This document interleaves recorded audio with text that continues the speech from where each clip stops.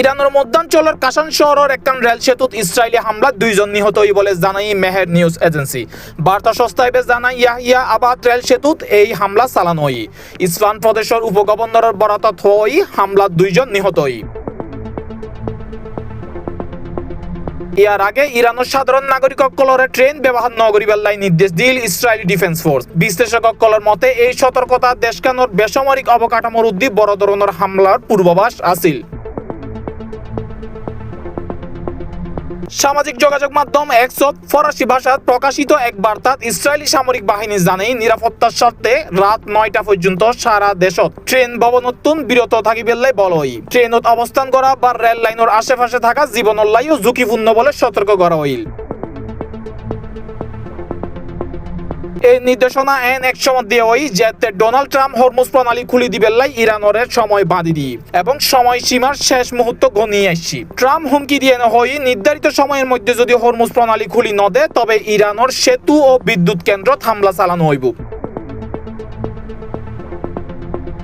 পাল্টা প্রতিক্রিয়াত ইরান জানাইল বেসামরিক অবকাঠামো থামলো হইলি তারা ভয়াবহ প্রতিশোধ লইব। এর মধ্যে রাজধানী তেহরান সহ বিভিন্ন গুরুত্বপূর্ণ স্থাপনাত হামলা অব্যাহত আছে। আধা সরকারি মেহের নিউজ এজেন্সি বরাতত এই খবর জানা গেই। ইয়ার আগে পারস্য উপসাগরত সাউথ পার্স গ্যাস ফিল্ডত একখান পেট্রোকেমিক্যাল কারখানাতো হামলার খবর পাওয়া গেল।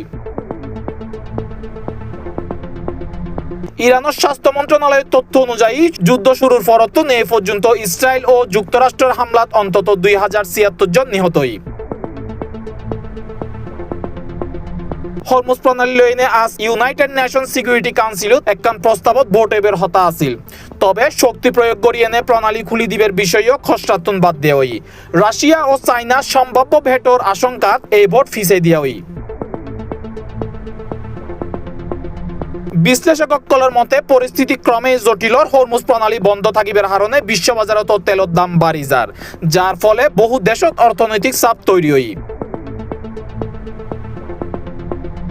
International desk C+ TV।